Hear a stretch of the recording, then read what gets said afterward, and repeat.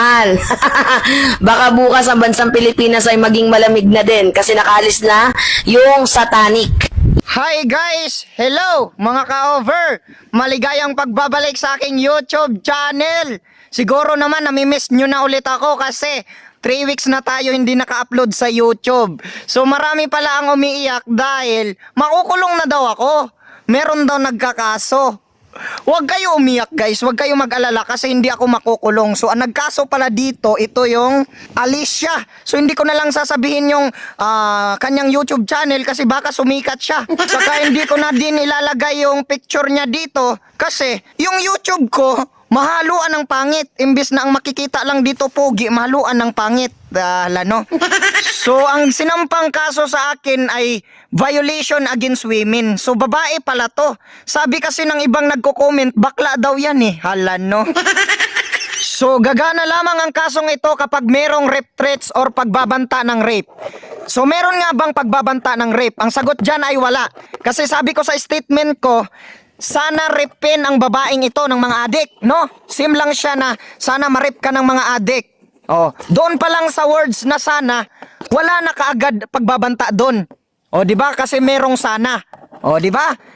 Assuming lang talaga yung babaeng ito, akala niya merong magbabanta sa kanya mag-rape. Sino magbabanta sa iyo ng rape? Sa itsura mo na yan, may mangre-rape sa iyo? Assuming! Sabi nga ng mga nagko-comment, sos kahit adik takot sa'yo mag-rape kasi ikaw yung tagapagtanggol ng mga adik eh. Dahil sinabi ko na sana rapin siya ng mga adik, doon pa lang sa words na sana, wala nang pagbabanta. Kaya ang gagawin natin, yung final niya na kaso, sabi nga ni Tatay Digong, iilo na lang nako sa lubot. Kung sa Tagalog pa, yung final niya na kaso, pag nagdumi ako, ipunas ko na lang sa puwet. Alam ni Alicia na hindi oobra ang kaso niya. Pero ginagawa niya lang yon para mapansin ko siya. Kasi crush ako ng babae na yan. Matagal na ako na kino-content niya, sinasabi niya sa kanyang content na hindi pa daw ako tuli. Kasi gusto niya makita. May pagnanasa kasi ang babae na yan. May pagnanasa sa akin. Alam niyo naman na ako lang yung pinakapugi na vlogger. Kaya hindi na ako magtataka na palaging nagpapansin sa akin si Alicia kasi crush niya ako. Hindi na ako magtataka kung crush ako ni Alicia kasi ako yung pinakapugi na vlogger dito sa YouTube. Saka hindi lang pugi, malakas pa ang appeal. Hala no, patutuya. Kaya wag kayong mag-alala mga Pilipino kasi hindi ako makukulong. Ang makukulong dito ay si Alicia.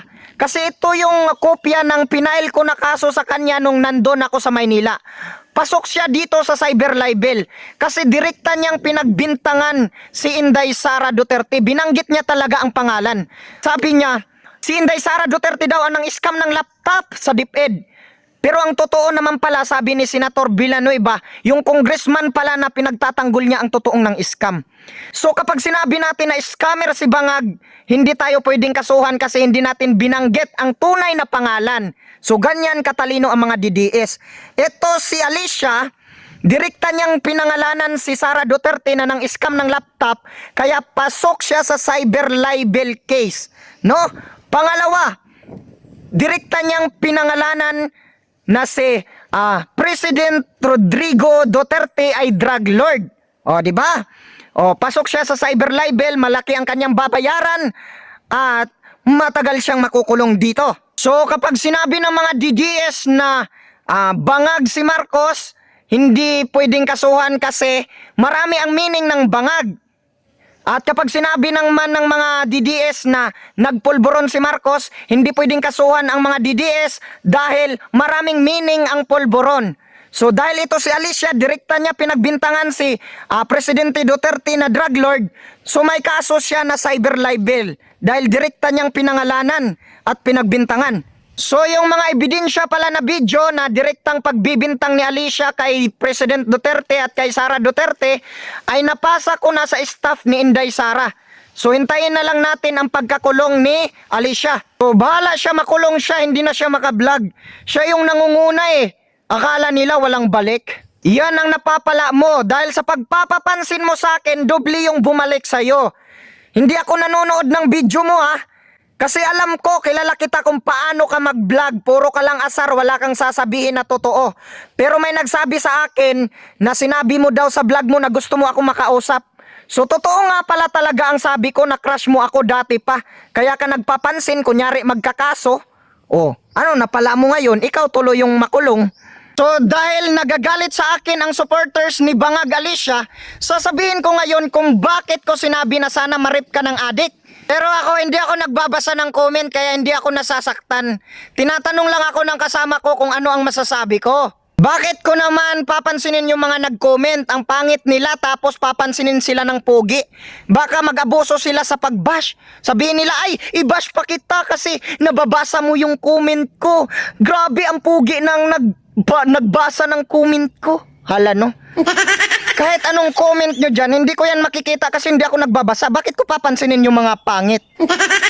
Bakit ko sinabihan ang bangag na vlogger na ito na sana marip ka ng mga adik?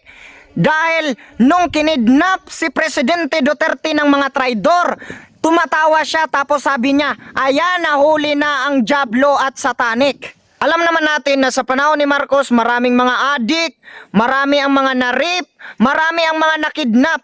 Tapos si Duterte na nga lang ang nag-iisang nagprotekta sa ating bayan at tinuturing na bayani ng karamihan, sasabihan mo pa ng Diablo at Satanic.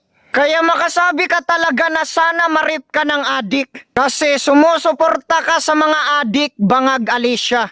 Tapos ngayon sasabihin mo wala akong respeto. Sasabihin mo bastos ako. Mananawagan ka na ngayon ng respeto. Irespeto mo yung iba kung gusto mong respetuhin. Huwag kang maging bastos kung ayaw mong bastusin. Sabi nga nila, huwag mong gawin sa iba ang ayaw mong gawin nila sa'yo. Sasabihin mo ngayon, wala akong respeto? Oo, wala talaga akong respeto. Kasi katulad ni Luna at ni Duterte, hindi ko nire-respeto ang mga taong bastos at traidor sa bayan. Tsaka maliban kay Bangag Alicia, marami pang mga bangag dyan na vlogger na nanglalait sa akin. Hindi ba kayo nahiya? Ang pangit-pangit nyo tapos yung binabash nyo ganito kapugi? Ha? Hindi ko kayo pinapanood. Pero nakita ko yung mga thumbnail ninyo kasali yung picture ko. Hinide ko kaagad. Hindi ko na kailangan panoorin kasi kilala ko na kayo dati pa na yung vlog ninyo puro paninira kay Duterte, pang-aasar at walang sinasabi na totoo at concern para sa bayan. Kahit ilagay nyo pa yung picture ko sa thumbnail, hindi ko kayo papanoorin, i-hide ko kaagad yan. Kasi ang pangit ninyo, pangit na nga yung mukha ninyo, pangit pa kayo mag-vlog. Mga kababayan, natatawa ako mga kababayan. Kasi yung mga bangag na vlogger, grabe mang lait sa akin. Pero kung titingnan mo yung mukha nila, parang kurikong. Mukha talagang adik tingnan sa sobrang pangit, sobrang tapang tingnan. Kaya hindi ko talaga papansinin.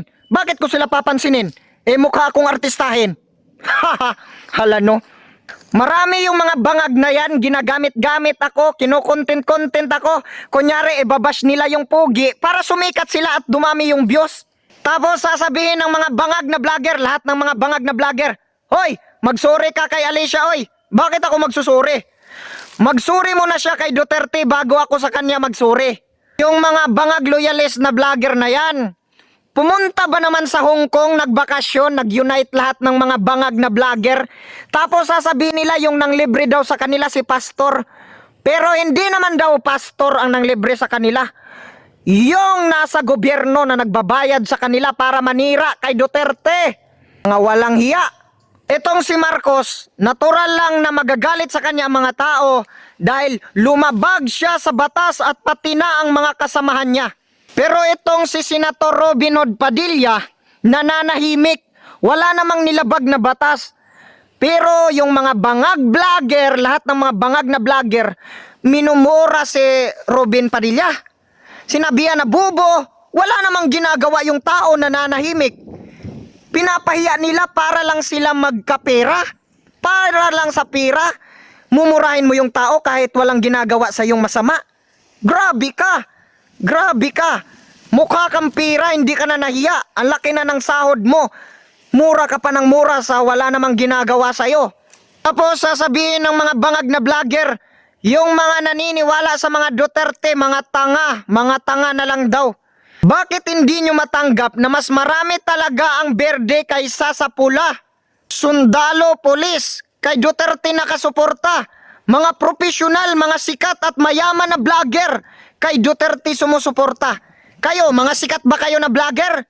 Kung hindi kayo manira kay Duterte, wala nga kayong views eh. Tapos sasabihin nyo, tanga na lang ang maniniwala sa mga Duterte. Kayo yung tanga, nagsasabi kayo ng hindi totoo. Alam nyo, dalawa na lang ang naniniwala sa mga Marcos. Una, yung may bayad. Yung pangalawa, yung may sayad. Alam nyo, kawawa talaga ang Pilipinas. Nagtatrabaho tayo ng maayos, mahal yung mga bilihin, tapos yung tax natin, ibabayad lang sa mga bayaran na vlogger para siraan ang ating bayani na si Duterte. Tingnan ninyo kung paano talaga sila manira. Sinasabi ng mga bangag na vlogger na ito na si Duterte daw ang nagpapasok sa Pugo. Pero ang totoo, hindi pa si Duterte ang presidente, nandyan na yan ang Pugo.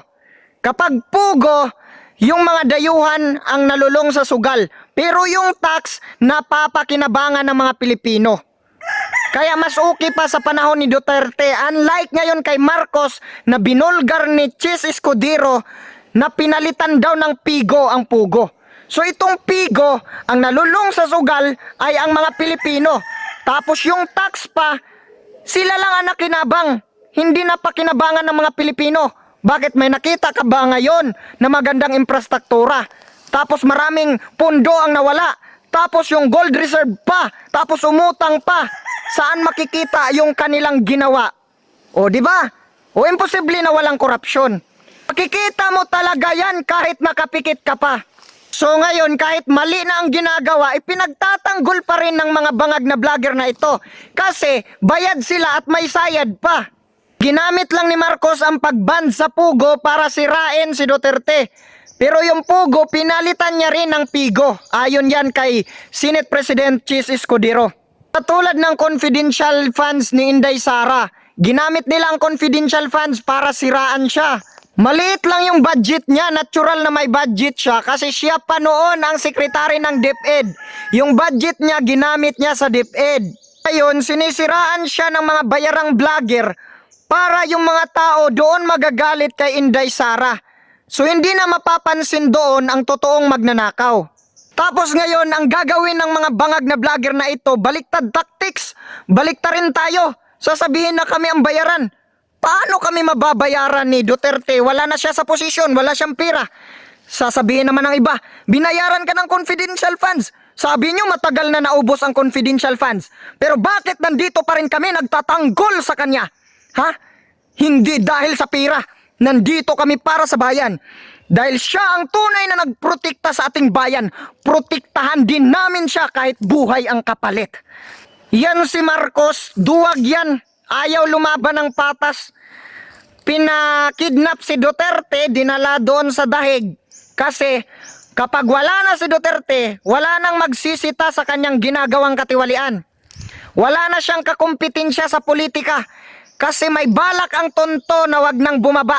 Gusto niya gayahin ang kanyang ama. Mga kababayan, wag tayo matakot na sabihin ang katotohanan. Dahil kung lahat pala tayo ay takot, sino pa ang magtatanggol sa ating bayan? Hindi tayo mga duwag.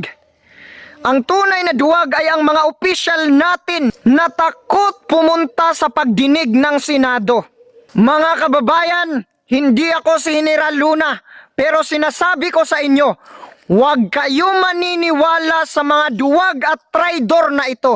Kung sa gamot ay hindi ka pa na-overdose, ito lang ang maipapayo ko sa iyo, Marcos. Ibalik mo si Tatay Digong na humihinga pa kahit humihingal. Dahil kapag nabigo kang gawin yon, para ka na ring nagpapatiwakal.